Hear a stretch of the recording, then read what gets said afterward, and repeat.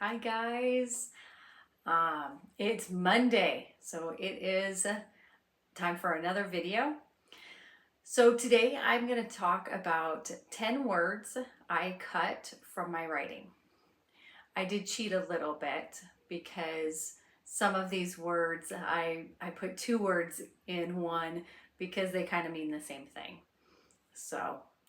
But first, I'm really thrilled how the book is turning out. We are now in the last edit. We're done, and we are going to be doing the author copy. So this is called a proof copy. Learned this last week. This is called a proof copy. Next copy is the author copy. And no, you still can't get it, but you can start pre-ordering on July 27th. And I'm very pleased with the way it all turned out. It's a beautiful book, and I can't wait to share it with the world. But first, 10 words I've cut from my writing. I'm not going to say that you need to cut all of these all the time. For me, I might use them once in a great while. If there's dialogue and your character says it, yeah, I'd keep it.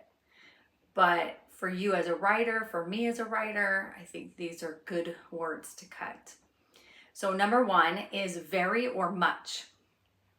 Oh, isn't that a crutch word? A lot of these are crutch words. He walked very fast. Oh, how about he, sprinted, or he,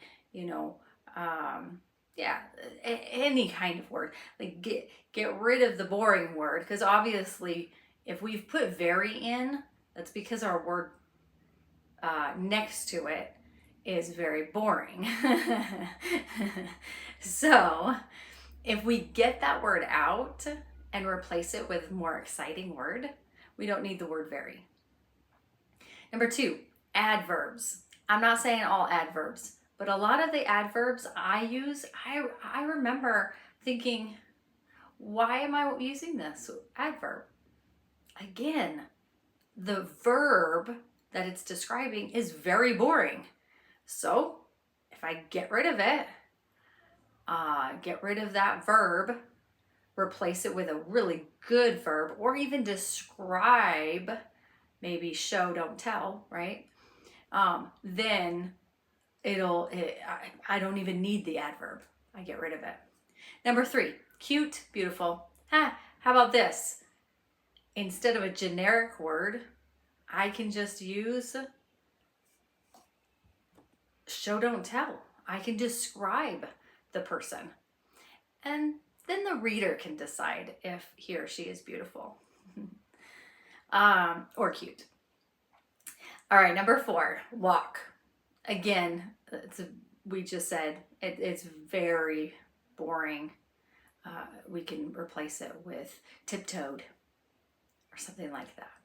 Number five, run. Same thing. Number six, like, love, hate. I love my husband. I love Rocky Road ice cream. It's not the same thing. So in our culture, we don't have different words for different kinds of loves. Other cultures do. But if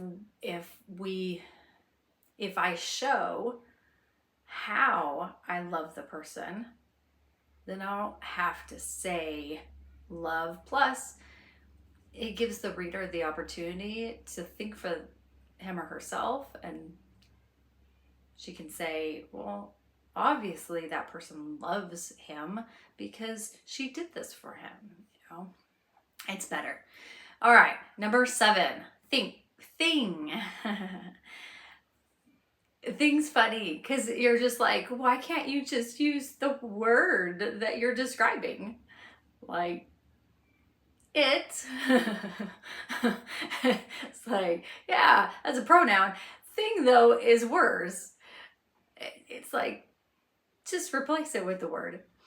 That's an easy fix. Number 8, happy and sad.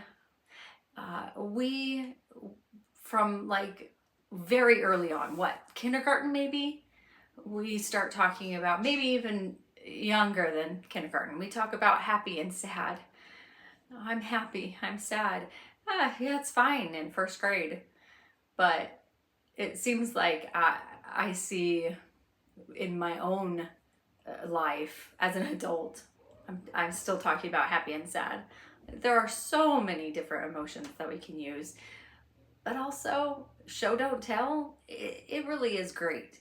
I can go in and really describe how that person shows his or her happiness, and then the reader can decide, yeah, I think they're happy.